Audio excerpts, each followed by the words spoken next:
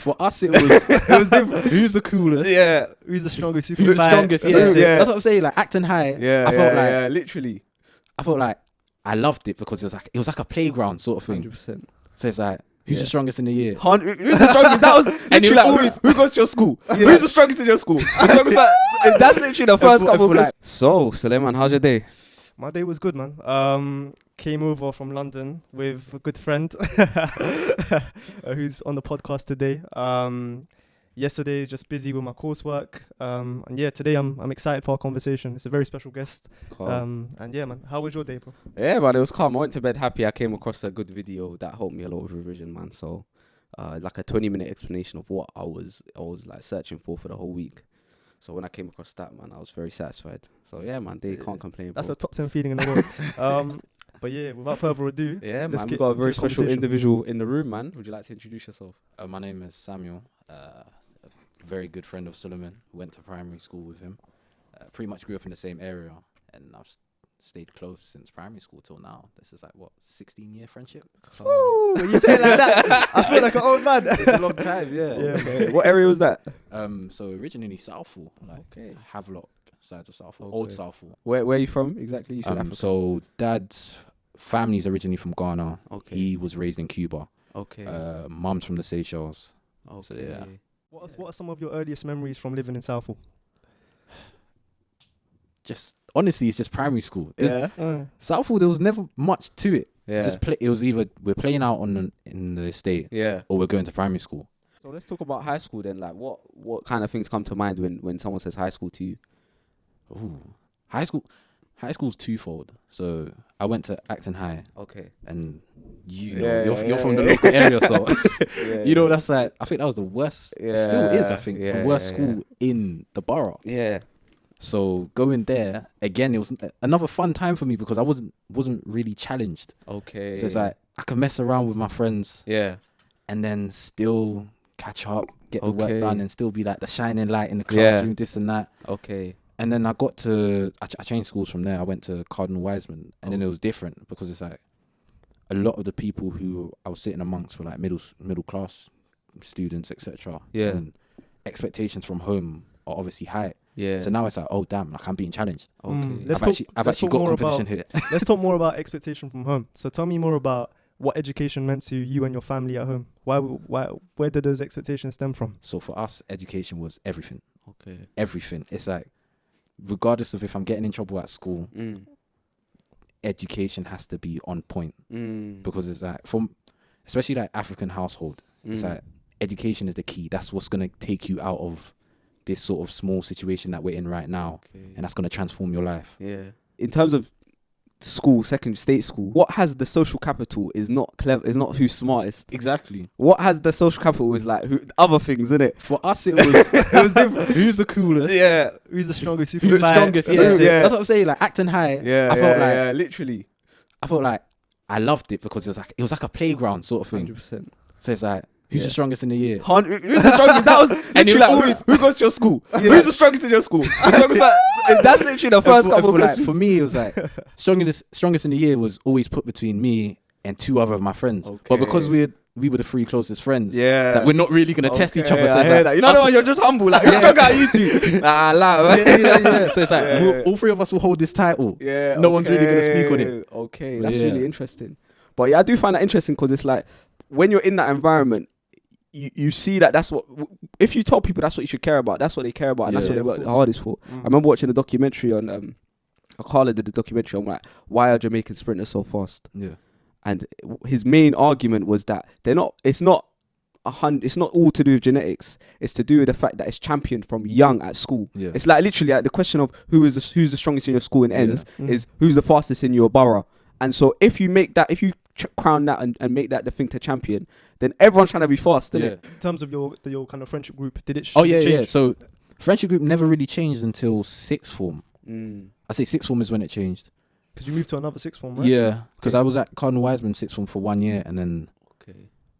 I just knew that my friendship group at the time, who I was still, obviously I'm still friends with them now, but who I was with every day, they were not helping me get to where I needed to be. So I changed my not necessarily changed my circle, but I limited the amount of time that I spent with certain types of my friends when I changed sixth forms and went to Greenford. Okay. So yeah. What was that fit place that you needed to be? I knew I wanted to go to university. Okay. And I didn't want to go to sort of like any old university sort of thing. Like I knew Russell Group was mandatory. And if I'm going to go Russell Group, as I said, it's that competitive nature. Like I want to be in the top of the top. If I'm going to go study engineering, I want to be at the place which is one of the best places to be to study engineering. So it was just sort of like certain groups of friends did not have that same sort of mindset. Okay. So how did you distance yourself from them? I think it was just studying. Studying takes up a lot of your time. So when they're not, it's sort of that out of sight, out of mind. Out of sight, out of mind sort of thing, right? Like when I'm no longer coming around, you no longer have that urge to be calling me or messaging me. Yeah. Or you'll pop up and you'll come and see me once in a while, but you know I'm at home studying or I'm in the library. Yeah. So yeah. How did that shape the way you view friendship? I don't know. I think it made certain friendship groups stronger because it's like we don't have to see each other all the time and we don't have to be around each other so often. But when we are around each other, it's all love. You know, it's like it feels like we've been chilling with each other every single day. Yeah. So yeah, I feel we just made me look at relationships with people differently and be like, I don't necessarily have to be watering this plant every day. Yeah. For it to continue to grow. Yeah. So yeah, I think as well, it's like you when you take a step back from the friends that you're chilling with all the time, you begin to properly understand, like, why am I friends with this person? Like, what is it that ties us together? Yeah. And sometimes we're talking sort of about like secondary school and growing up. You realize like the things that tie together aren't really things that you care about. Yeah, it's like it's not really. That's what I'm slowly starting to realize now. Yeah. And it's a battle because it's like this was someone who I would call like a brother. Yeah. Throughout whole of my high school period. And whole of this primary school period, etc. Sixth form period even. And it's just like we're on two different paths. Yeah. And like the same way a relationship can grow together, we can grow apart. Yeah. So Sulaiman, do you think like friends like the friends that Samuel's alluded to in that like you grow apart, do you think there's still room for them in your life, in a person's life? I think this is a very deep question because for me what it links to is feelings of loyalty. Yeah. And loyalty is a very, very like a deep concept, you know what I mean? Especially within culture, especially within traditional culture. And for me, I don't know, with me, I always feel like I have a sense of duty. I always want to be helping the people around me. That's my problem. And it's like, I can't let you go and do that negative stuff. I want to be the reason why you're doing positive stuff because it makes my self-esteem increase. You know what I mean? I feel like I'm actually having a positive impact on the world, especially if we have history together. You know what I mean? Like, it actually means something to me. I know who your mum is. I know who your family members are. Yeah, it's a very deep concept, I can't lie. But the traditional view is if you can't help others until you help yourself. Yeah. And that's what most people come back to. But then it gets even more complicated because let's say you go away to help yourself, some people feel like you've abandoned them. Yeah. And then that gets even more sticky. See, for those type of people, I kind of say to myself, in the bluntest terms, like I don't care. Like if you feel like I've abandoned you because I'm working on myself, then you are not someone who I want around me anyway. So I think that's the right. I feel like my true friends, when I go on my little hiatus and whatnot, they understand that listen, he is building himself to be stronger than he was before. Yeah. And when he does get to that level, it's not like they're expecting it, but they know due to my loyalty, they will be getting that. Yeah. Not a hand up, but I'll bring them in any little way I can. Yeah. And that's sort of like what stems from what I saw with my father, basically. Yeah. It's like he built himself up to a certain position that he could then go and help his other friends who were not as qualified as him. Yeah. But he could teach them something and try and help them to earn. You see? So for me, that's the way I see it. What about your father inspires you? I think it's just the way he carries himself as a man. Like for him, it's all about honor and respect. It's like, even if you're going through a situation and let's say it's not pleasing you, be true to yourself and afford people that respect of letting them know that this does not sit well with you. And obviously employ some diplomacy as well. You have to be like politically correct about how you're doing these sort of things. But it was just sort of carrying yourself with honor and respect, basically, and having morals. like your moral compass just being solid. It comes back to this sort of reoccurring theme that we've had in terms of representation matters.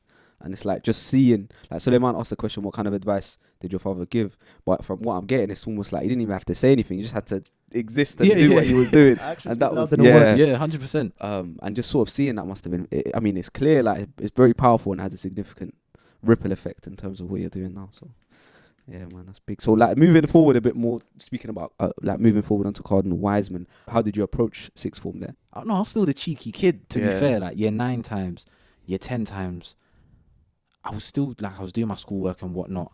I really buckled down in year 11. Okay. Because then I was like, damn, GCSEs are actually hit. Yeah. All the other times were just mocks. Like, it was that's what it was for me. It's like, I'm gonna smash it for the end of year exam. Yeah. Make sure that end of year report looks good. Yeah. But then you look through my early year report, red. Yeah. This kid's report's looking concerning, etc., etc. But then it gets to the end of year, it's like, oh, okay, cool. He pulled through. Yeah. But it's like I got to year 11 and it was just like, I actually want to go to a good sixth form. But even then, like I feel like I got complacent around that time because I sort of said to myself, well, my sixth form at my school's good. Yeah. I'll stay here. Like I'm comfortable. When really and truly I knew that I had bigger plans for myself anyway. Can you grow and develop whilst being comfortable, or do you need to face resistance? Okay. Honestly, I believe you need that resistance and you need that discomfort. Okay.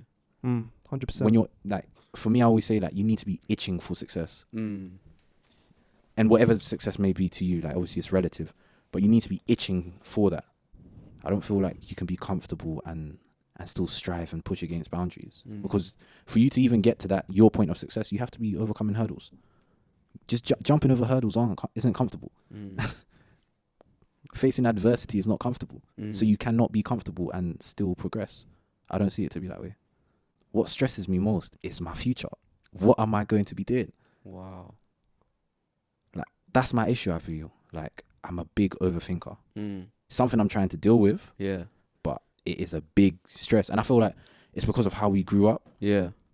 Like, there's a lot more to, cool, like my dad had his own business, this and that. But then during the economic crisis, that crashed. He went back to Ghana to try and set up things over there. We lost our home. We were essentially homeless for a bit as well. So like we're in temporary accommodation. The council's trying to find us places to live and whatnot. Living in Travelodge, different hotels, like that's where the council's putting us. Our stuff is in self-storage. So for me, it's sort of like, I want my kids to never have this sort of level of stress.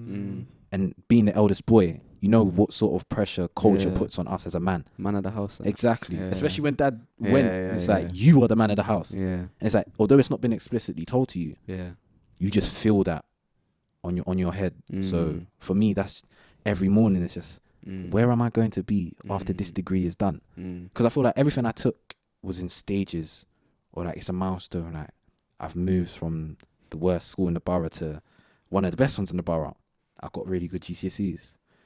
I've done really well and got good A-levels. I've now in a very good university. Then it's like, what am I doing after this? What's the next milestone? The way I think of uni sometimes and the career is like all the way up until uni, there's been train tracks. So the trains have been following the train tracks. As soon as uni's done, there's no more train tracks. You got to jump out of the train and start walking. And that element of adventure, especially considering what's happened in your past, is like, doesn't have that same level of security. And I suppose, especially coming from like immigrant families and things like that, you're trying to establish that security. There's also the social pressure as well. Like going to a top uni, like everyone's happy with you. That's true. Yeah. But then what career you decide to pursue? Exactly. That's when the splints. Sectarianism. That's it, bro. Like, I even tried to bring it up to my dad the other day. I was like, oh, dad, you know, engineering. It ain't really it. It's like, what? Like, what do you mean? It's like, I thought the idea was you were going to go into engineering, get your PhD, be a consultant, like in your field. I was just like, yeah. I mean, it was that. Now, I don't know. And this is within a term of me being at university. So that's the thing that scares me the most, because I was very sure about, and don't get it twisted, like, I still have that sort of aspiration of going into renewable energy and like the power sector and whatnot, because it's very big back home, like in Africa. It's something that it's a skill that's much required. But still, it's like, if it's not paying as much as these other fields, It's like, I sweat to get to this university, and this university is on this pedestal. Am I really going to go from this pedestal in terms of like social hierarchy to there when it comes to sort of earnings and whatnot? Yeah, social status is there when it comes to being an engineer and whatnot. Yeah. But in this London, that's Yeah, the thing I always say to myself. In this London, is it really putting me where I want to be? Tell us about Imperial College London. How have you found it? What's it like being someone from your background, being in a place like that? I feel like the ACS community is very strong. So, yeah, at times you may feel lonely, but when you see someone from your community, there's like 5 of you guys moving together. So you'll see people who look like you and sort of think like you and whatnot as well. But what I'm trying to do is not really stick with people who look like me and think like me. I feel like I told Sulaiman as well. Like I'm using my degree is 4 years, so I'm using these 4 years to just for personal development. I do not want to. I feel like that's what I told you in terms of Cardinal Wiseman. I stuck with people from outside of school who looked like me, thought like me, and I grew up with them. But it's like I'm done with that. Like yes, you're my friend, and we can talk, but I need to expose myself to greater things. You see, and it's not to say that they're stunting my growth and whatnot, but it's just putting myself in positions where I'm uncomfortable and I'm forced to develop myself. So that's what I'm basically going for. Yeah, I was watching a YouTube video about a book called Flinch. And if we're going to live life based on the assumption that we're all trying to develop and grow, the number one thing we can do is enter situations that make us flinch and overcome them. Because beyond the flinch is growth. Like, for example, let's say you want to do martial arts. And you're someone that doesn't really like getting into conflict. So the idea of going into a boxing ring and sparring makes you flinch. But after going through that experience, you are now a stronger, more experienced individual. So yeah, I think it links to this point. Like for me, like even having cold showers, bro. Like everyone knows about the benefits of cold showers, but no one's trying to have a cold shower because before you turn it cold, you're flinching. You know what I mean? But then after you do it, you feel a lot better. That's why I say that adversity is one of the most beautiful things in this life. It pushes us to become who we were destined to be, basically. And that's what I'm trying to get into as many uncomfortable situations as possible, so it's that I learn myself and just grow. Like 4 years is a long time, and I could have done this 4-year journey just being comfortable, chilling with people from my community and whatnot, and just moving, just rolling with people who look and think a certain way. But do I really want to enter a university like Imperial College with a certain mindset and leave with that certain mindset? Not really. If you could give your younger self one piece of advice, and when I say younger self, I'm talking that kid in Acton High. Like, if you could running riot. if you could sit down with him and just chat to him for, like a good, 5-10 minutes. What one piece of advice would you give him? Bro, take time. Stop rushing to grow. Everything will occur one day. Like, you will experience these things one day, but stop rushing to grow. I think that's one thing I need to tell I'm still trying to take on that advice now. But it's like, it's just take everything in your stride and give 110% of yourself in all that you're doing. No, Samuel, there's so much more that I would want to talk to you, a lot more unpacking that, like that secondary school experience, but I'm sure we'll have a lot more conversations to come, man. But yeah, man, thank you. Thank you for coming, bro. Thank you for having me. My guy.